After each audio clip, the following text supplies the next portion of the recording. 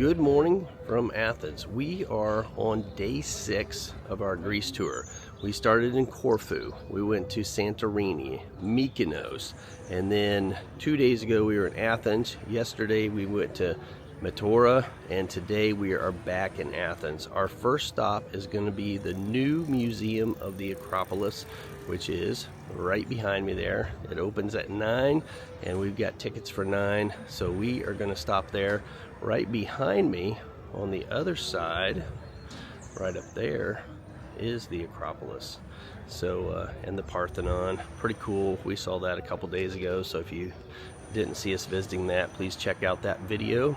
Hey, if you're liking these videos of our adventure in Europe, please hit that subscribe button. Leave us a comment if you've been to Europe. Tell us what your favorite place is, and or favorite country or region, and what you like to do here. And just hit that like button too. We'd appreciate it. It helps out the algorithm and gets more people to see these videos. So thanks for all your help, and we look forward to taking you along with us to Athens on our adventure today.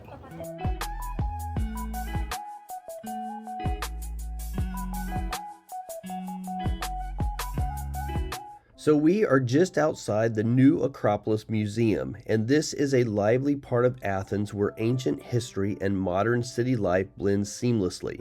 The museum's sleek glass and steel architecture stands in stark contrast to the rugged, time-worn stones of the Acropolis that loom just above. And just beneath my feet, the museum's elevated walkway reveals an archaeological excavation site. So right now we are in the foyer of the new Acropolis Museum, and one of the first things you see is the models of the Acropolis and how it changed in appearance over time. These were pretty cool to see. Now we have moved into the first gallery. This is called the Slopes of the Acropolis, and in this gallery right below my feet, a glass floor reveals layers of ancient ruins excavated beneath the building. It's a reminder that Athens is a city where history is quite literally beneath your feet. But this gallery is also where you find artifacts from everyday Athenian life displayed. There are clay pots and toys and other things that tell stories of the people who lived on the sacred rock thousands of years ago. It feels intimate, personal, like stepping into the lives of those who once walked these streets. So we ascended the gently sloping ramp, and now we have entered the archaic gallery. Natural light floods the room, highlighting the statues of animals and also young men and women sculpted in marble, frozen in time. Their smiles hinting at a world long past. The space is eerily quiet, except for the soft murmurs of other visitors.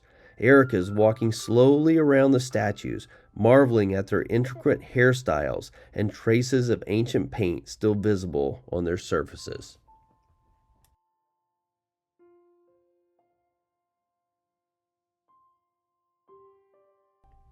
As I continue to walk through the archaic gallery, I realize that this is a vast space, and it is filled with freestanding statues, relief carvings, and architectural elements from the archaic period. Then I step into the Parthenon gallery.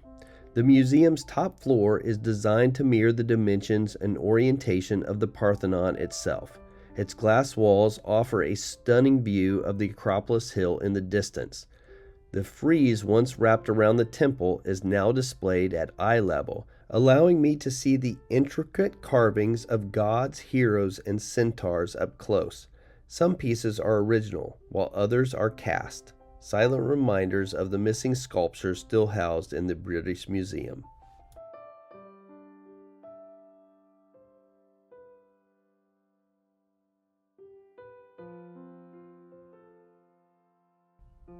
But after we finish our tour of the museum, we head outside and then take this ramp down to the lower level. There is an excavation site beneath the new Acropolis Museum, and it is one of the more fascinating features of this museum. So the Acropolis Museum was just built on the ruins. It's a bunch of ruins underneath the building. So the Acropolis Excavation Museum just opened in June. During the construction of the museum, archaeologists uncovered the remains of an ancient Athenian neighborhood that had been buried for centuries, and rather than covering up these ruins, the museum was built on elevated columns, allowing visitors to walk over and peer directly into the layers of Athens' history. Who is it? It's Aristotle. It's Aristotle. The bust of philosopher Aristotle. Plato. And this is Plato. Plato. He's missing his nose. These are statues of Hercules and Apollo. So this excavation revealed a large, well-preserved urban settlement that dates back to the 5th century BCE to the 12th century of the Byzantine period. This means that the site provides a glimpse into over 1,500 years of continuous habitation, offering valuable insights into the daily life in ancient Athens. But here's a little glimpse of modern Athens. We are outside now on our way to Panathenaic Stadium, heading to the first stadium of the modern Olympic Games here in Athens, Greece. We made it to the Olympic Stadium.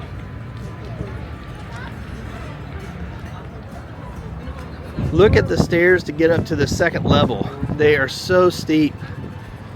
Erica is afraid of heights, but she is bravely climbing these stairs.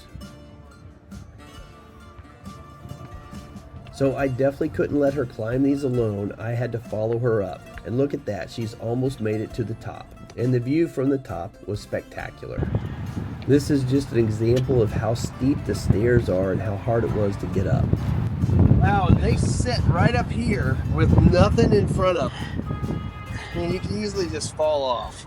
That is crazy. The stadium's history dates back to 330 BC when it was originally built to host the Panathenaic Games, a major athletic festival held every 4 years in honor of the goddess Athena. During this time, the stadium was made of simple wooden seating and served as a venue for running competitions and other athletic events. In the 2nd century AD, during the reign of the Roman Emperor Herodias Atticus, the stadium was rebuilt in marble, giving it the grandeur that remains today. Yeah, I'm ready. Jonathan is running a whole lap.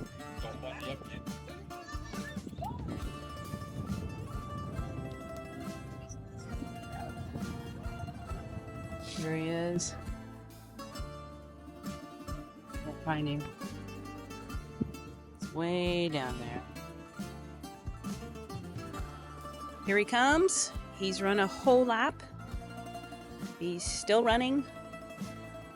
He is the only one running here in the stadium. Here he is. One whole lap.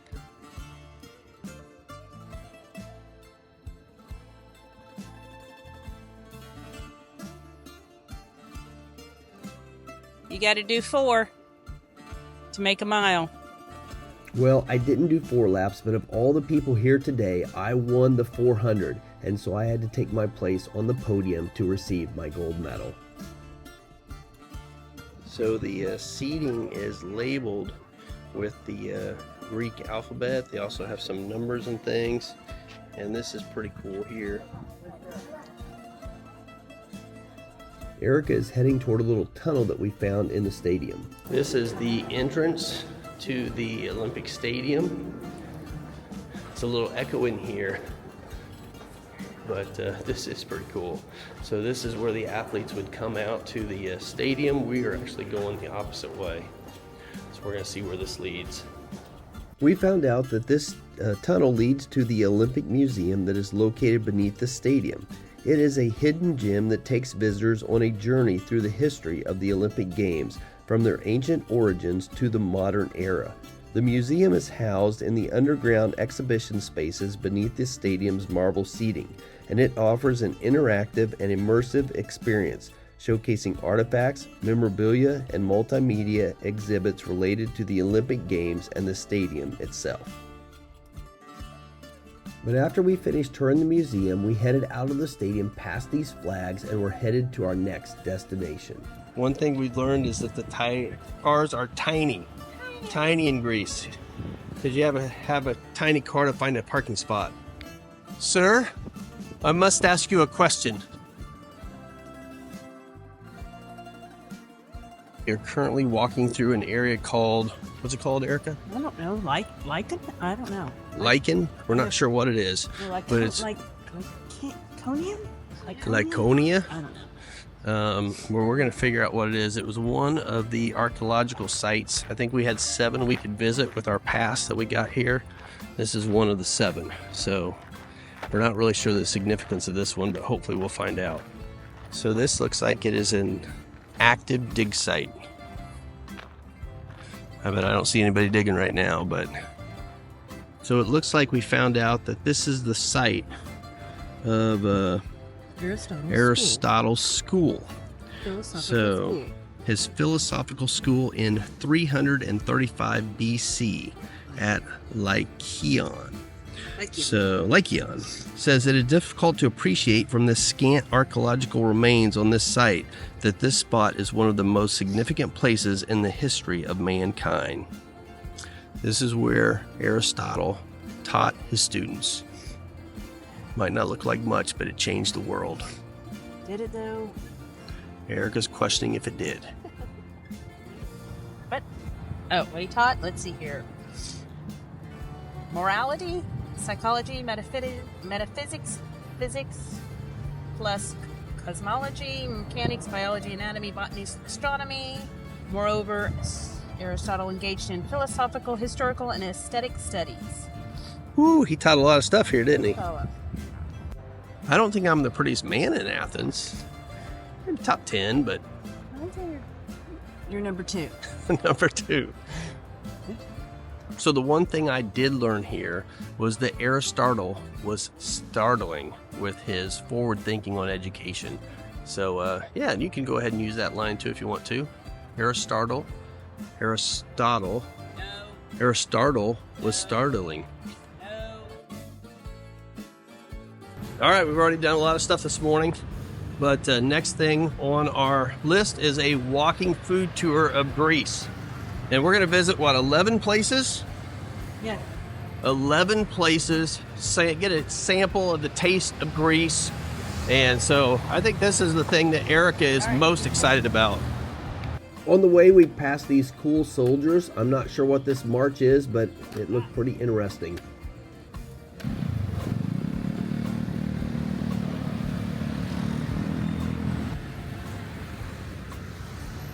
And on our way to our walking food tour, we had to go down Ermu Street to get to the place where we were going to meet. And wouldn't you know it, on the way, Erica found a Sephora. And she can't pass a Sephora in a foreign country without going inside and taking a look around. But I decided to stay outside and listen to some street performers.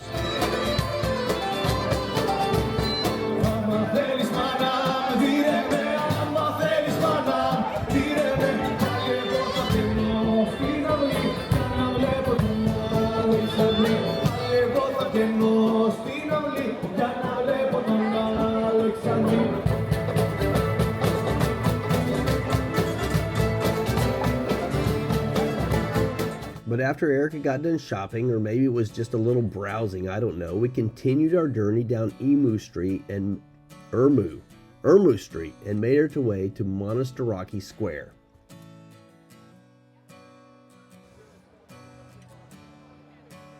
Eric and I are sitting in Panathenaic Square. Panathenaic Square, waiting for our food tour. So we'll show you the square here in just a minute. Food tour is supposed to start in front of this little church. Here's the little church. Food tour is supposed to start in front of here in about 5 minutes. And I'll just give you a 360 of the whole square here. A lot of activity. Pretty happening spot here in Athens, Greece.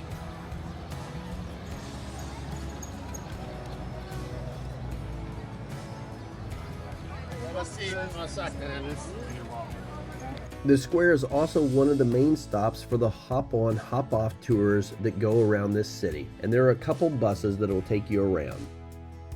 But after waiting for just a little bit longer, we found the guide for our food tour, and then we made it to our first stop. Our first stop was this little family-owned restaurant in a pretty cool neighborhood where we ate a fancy meat pie type of thing.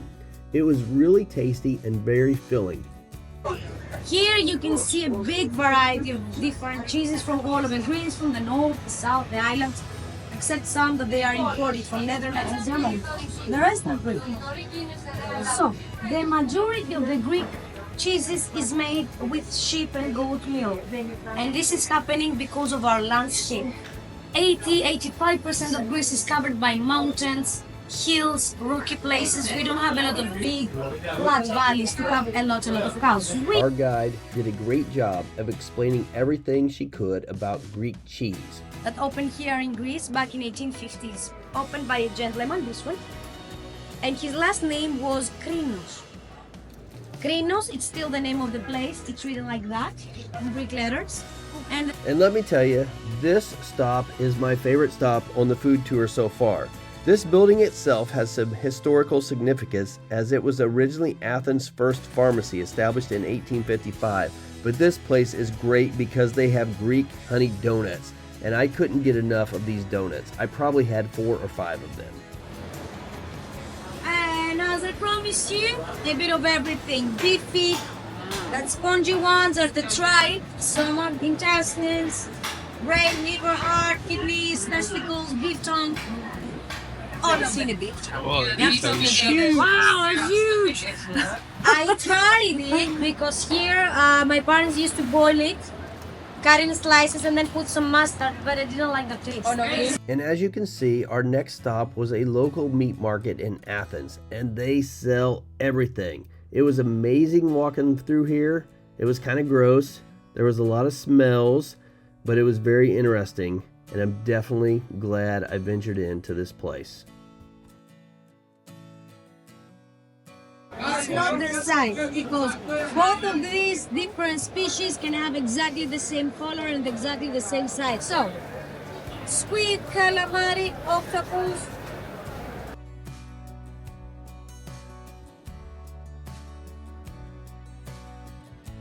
Spices, herbs, dry fruits, all the type of nuts, and other natural products like grape honey, olive oils, etc. So, all the herbs, everything that you're looking at in is green, like oregano, thyme, basil, bay leaf, I don't know, sage, mountain tea, chamomile, are coming mostly from Greece. But all the spices are coming imported from Middle Eastern countries and Asian countries. Give me one moment.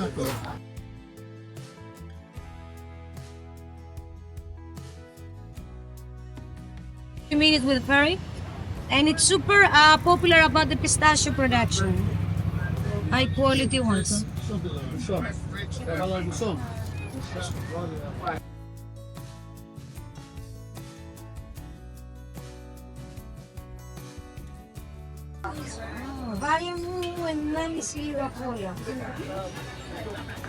So here you can see different colors, different size, different shape, different texture even of olives. This is happening because in Greece we have more than 25 different varieties of olives. Some of them, like these and over there, are shrinked with wrinkles, but they're not rotten. They're becoming like this because in order to eat the olives, we have to cure them first. When we're harvesting the olives from the tree, they look like this.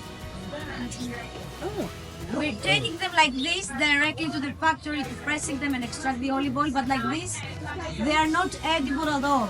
They're extremely bitter, super bitter. So we put them, when they are like this, we put them in water and salt, and we keep changing the water and salt once a week for 5 to 6 months. Oh, wow. Even more depends on the variety. Yeah, it's the most boring thing that I have to do every year because my dad is olive oil producer. So, in this process of the 6 months of washing them with water and salt, some of the varieties are absorbing more salt and becoming sweet, but they're completely edible and super tasty. After learning all we could about olives, we continued to walk through the vegetable and fruit markets. This was a very colorful place, and it was a neat experience to walk through here and seeing all their fresh produce. We then headed to another local family-owned Greek restaurant and enjoyed a family-style meal together. It was amazing getting to sample all the different kinds of food. And this is where we also tried ouzo, which is a traditional Greek alcoholic drink. So on our way to our next stop, which ended up being a wine and olive oil tasting session, which was pretty fascinating, we passed through this trendy area that is lined with restaurants and cafes. There's a lot of outdoor seating, and our guide told us at night this is a happening place. We eventually made it to our tasting session. Most of your wines are coming from the peninsula of Peloponnese. One of them, even if it's a white wine, is coming from here, a place in Peloponnese called Mantinia. This is the bottle of your white wine. It's a dry but kind of fruity and aromatic wine. Really light, easygoing, so give it a try. But the best and highest in quality of Asiatic wine, along with the best wines from all over Greece, you will find them being produced in the tiny half-moon-shaped Santorini island. Now, who's going to tell me why in Santorini we have some of the best wines? Thank you, congratulations. Santorini is a volcanic island. What you see now is what is left actually from the volcano of Santorini that had a massive explosion 3,500 years ago. And then we learned a little bit more about olive oil. Because olive oil has three enemies: the sun, the heat, and the plastic. All these three, they're not destroying just the color, the flavor, and the smell of the olive oil, but all the healthy ingredients inside olive oil. And olive oil is good for your hair, skin, arteries, your heart, your digestive system, has anti-inflammatory and anti-cancer properties. So I know how much you're paying for the olive oil. It's getting super expensive, and this year is going to be the worst.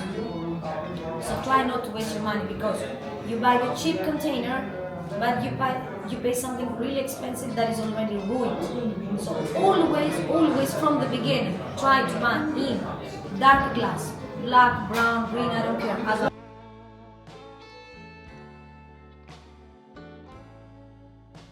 And let me tell you, if you are in the market for a wicker basket, come to Athens, Greece. You can definitely find one here, and they come in all shapes and sizes. So right now we are heading to our last stop on the food tour, and along the way we are getting to see some of the graffiti that just takes over Athens, Greece. Some people might call it street art. So we've made it to our last stop, and here we are going to eat gyros. These are an iconic and beloved street food in Greece. Here's the one I ordered, and let me tell you, after this food tour, I am stuffed. So Eric and I left the food tour, and now we are walking through an area in Athens called the Nook. I don't know. Or I don't know if they do this all the time. Huh? I'm not sure if they do this all the time. It's just because it's Halloween. Well, because inside is Christmas. Well, it's a toy store. So if you're in Athens, you definitely want to check out this area. It's called the Little Cook, and it is decorated over the top. When we were here, it was in mid-October, and they definitely had the Halloween theme going. It was amazing. Even the waiters and waitresses were all dressed up in their Halloween garb. I've heard that each time of year, or each season of the year, they decorate this area different. So when you're in Athens, look it up. This is an area you don't want to miss. Google it, the Little Cook.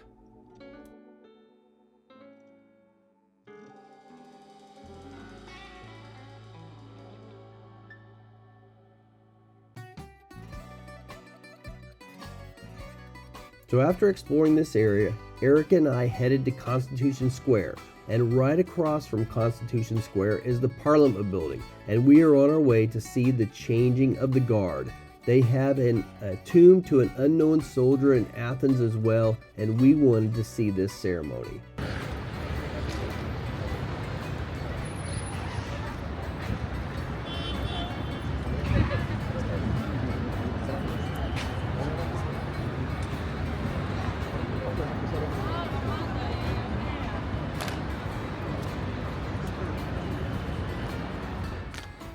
They definitely have a unique marching style.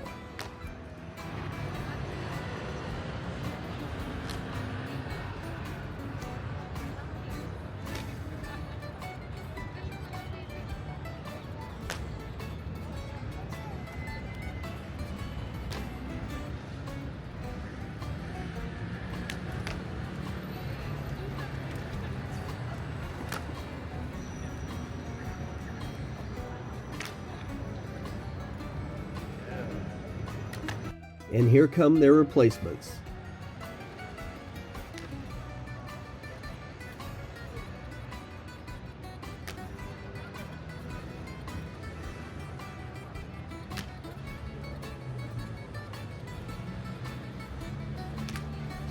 This is a little bit more normal way to march, in my opinion. If anyone has an idea of why they march like this, please leave a comment down below and let me know. I am definitely very curious.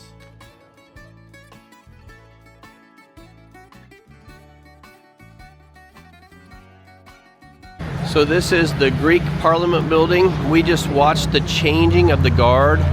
2 guards guard the tomb of the unknown soldier. These guards change every hour, so there's a ceremony every hour. And then once they change, they just stand there motionless for 1 hour. Actually, after the ceremony, it's about 53 minutes or so, but they just stand there motionless for that time. And then the next changing of the guard occurs at the next hour. So here is the Greek Parliament. You would have thought we would have had enough food on our food tour, and let me tell you, I was stuffed, but Erica wanted to check this place out because they had baklava. Fresh butter and fresh ground walnuts. Ooh, that is We ended our night by just walking around the Plaka area. It is a charming and historical neighborhood in the heart of Athens. Our trip to Greece was amazing. We would definitely recommend visiting this wonderful country. So if you've been enjoying our videos, please click that subscribe button. It really helps us to get this channel out so more people can see it.